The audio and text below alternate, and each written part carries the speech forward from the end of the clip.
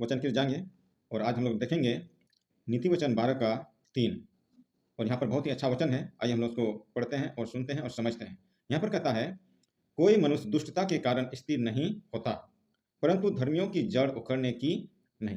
हाँ प्रियो, सच में कई बार मसीह लोग घबराते हैं। कई बार लोग, पवित्र लोग, बुलाए हुए लोग, चर्च के लोग, कलीसिया के लोग, पास्टर लोग, विश्वासी लोग घबराते हैं। ये सोचते हैं, कहते हैं कि नहीं, ये बीजेपी का सरकार आ गया, उसका सरकार आ गया, अब हम लोग को मुसीबत झेलना पड़ेगा, अब हम लोग को सताया जाएगा। प्रियो, यहाँ पर हम लोग वचन में देखते हैं कि किसका अस्थाई है, कौन स्थिर रहता है। यहाँ पर कहता है, कोई दुष्ट मनुष्य दुष्टता के कारण, कोई मनुष्य दुष्टता के कारण स्थिर नहीं होता है। जो लोग दुष्ट है वो स्थिर कभी भी नहीं रह सकता है। वो इधर उधर डगमगाते रहता है। हमने ऐसा आदमी को देखा है, वो बात करते हुए भी इधर उधर देखते रहता है कि कौन उसका कोई दुश्मन तो नहीं आ जाएगा, उसको कोई घायल करेगा, बंदूक मार देगा, कुछ करेगा। इसके लिए दुष्ट के लिए वो स्थिर कभी भी रह सकता। वचन में भी कहता है, भजन संहिता 1 अध्याय में कहता है, दुष्ट लोग अदालत में स्थिर नहीं रह सकेंगे। फिर यहाँ पर भी वही बात कहता है, कोई मनुष्य दुष्टता के कारण स्थिर नहीं होता है। दुष्ट लोग स्थिर नहीं रह सकते हैं, लेकिन कौन लोग स्थिर, कौन लोग रहेगा? परंतु धर्मियों की जड़ उखड़ने की नहीं। हम जो मसीह लोग हैं, मसीह के लोग हैं, मसीह यीशु के लोग हैं, हम लोग का जड़ को कोई उखाड़ नहीं सकता प्रिय। चाहे कोई भी सरकार क्यों ना आ जाए। लोगों का बहुत, ये बड़े बड़े पास्टर लोग भी कहते हैं कि बीजेपी का सरकार है, इसमें हम लोग को अच्छा से रहना पड़ेगा, ऐसा रहना पड़ेगा, ऐसा करना पड़ेगा, ऐसा दिमाग लगाता है। प्रियो, जो भी सरकार आ जाए, सता तो होगा, लेकिन होने पर भी कोई परवाह नहीं है। कोई हमारे जड़ को उखाड़ नहीं सकता। प्रियो, थोड़ा सा बात को हम लोग पीछे की ओर जाते हैं। यीशु मसीह जब उसको क्रूस पर चढ़ाया गया, मारा गया, उसको दफनाया गया, संसार के लोगों ने सोचा कि अब इसका कहानी खत्म हो गया, अब इसका राजपाट खत्म हो गया। लेकिन खत्म नहीं हुआ प्रियो, अब तो शुरू हुआ। जब यीशु मसीह क्रूस पर बलिदान हो गया तो उसने काम को पूरा किया। जिस उद्देश्य के लिए आया था, यीशु मसीह का उद्देश्य यही था, वो बलिदान होने के लिए आया था। हम लोग ने जो गुनाह किया था, उसके लिए वो बलिदान होने के लिए आया था, और उसके बलिदान से हम लोग को पापों से छुटकारा मिलना था, शैतान के बंधन से हम लोग को छुटकारा मिलना था। तो प्रियो, यहाँ पर मैं बताना चाहता हूँ कि यहाँ पर कहता वचन में, धर्मियों की जड़ उखड़ने की नहीं। हम लोग का जड़ उखड़ने वाला नहीं है प्रियो।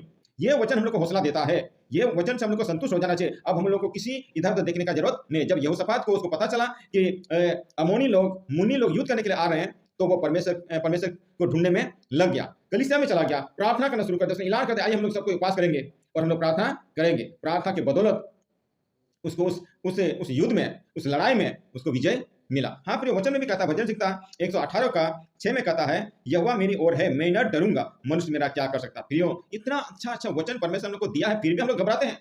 ये सरकार आ गया, वो सरकार आ गया, कोई होने वाला नहीं है, कुछ परवाह नहीं है प्रियो। अगर हम लोग वचन की ओर देखेंगे तो, परमेश्वर की ओर देखेंगे तो यहाँ पर कहता है, यहोवा मेरी ओर है, मैं न डरूंगा, मनुष्य मेरा क्या कर सकता है। हाँ प्रियो, सच में हम लोग को बिल्कुल भी घबराना नहीं चाहिए। हम लोग का जड़ कोई उखाड़ नहीं सकता। हम लोग का आस्था कहाँ पर है प्रियो? हम लोग का आस्था कहाँ पर है? अगर हम लोग का आस्था सरकार में है तो फिर हम घबराएंगे। अगर हमारा आस्था यीशु मसीह में है तो हम कभी भी घबराएंगे नहीं। प्रियो, भजन संहिता 91 का 1 में कहता है, जो परम प्रधान के छाए हुए स्थान में बैठा रहे, वह सर्वशक्तिमान की छाया में ठिकाना पाएगा। प्रियो, कितना अच्छा वचन है प्रियो। सच में हम कहते हैं, मसीह लोग, हम लोगों ने वचन की ओर दृष्टि नहीं किया, हम लोगों ने वचन को देखा नहीं, हम लोगों ने वचन पर भरोसा नहीं किया, हम वचन में नहीं रहते हैं, हम वचन को ढूंढते नहीं है। सारा चीज का जवाब प्रियो ये वचन में। हम प्रियो बार बार कहते रहते हैं, संसार में जो कुछ भी हो रहा वो वचन के अनुसार हो रहा है, और वह वचन पूरा हो रहा है। और रोमियो 8 का 31 में कहता है, रोमियो 8 का 31 में कहता है, रोमियो 8 का 31 में इस प्रकार से कहता है कि, रोमियो 8 का 31 में यहाँ पर कहता है, रोमियो 8 का 31 में हम लोग पढ़ेंगे, अतः हम इन बातों के विषय में क्या कहें, यदि परमेश्वर हमारी ओर है तो हमारा विरोधी कौन हो सकता। प्रियो, कितना अच्छा बात है सच में।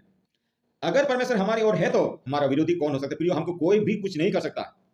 फिर हम तो इतना तक कहते हैं, अगर हमको कोई मार दे, मसीह लोग को कोई मार दे, फिर भी उसकी जीत है। वचन में फिलिपियों 1 का 21 में कहता है, जीना मेरा मसीह, मरना मेरा लाभ है। अगर हम मर भी जाते हैं तो फिर भी लाभ है। हमें रोने का जरूरत नहीं है, हमें घबराने का जरूरत नहीं। हमें यीशु मसीह में बने रहना है, यीशु मसीह में हमको स्थिर रहना है। तो आज मैं यही बताना चाहता था, कोई भी सरकार आ जाए उससे हमको कोई परवाह नहीं है। हमारा जड़ को कोई उखाड़ नहीं सकता। दुष्ट लोग वो भले इधर उधर रहेगा, वो कभी यहाँ रहेगा, कभी वहां रहेगा, वो स्थिर नहीं रहेगा। लेकिन मसीह लोग जो यीशु मसीह पर भरोसा करते हैं, यीशु मसीह पर विश्वास किए हुए हैं, यीशु मसीह पर आस्था रखे हैं, वो लोग कभी डगमगाएंगे नहीं। वो हमेशा यीशु मसीह में स्थिर रहेंगे, उसका जड़ को कोई उखाड़ नहीं सकता। इस वचन की तरफ परमेश्वर हमें सारे को आशीष दे। आमीन।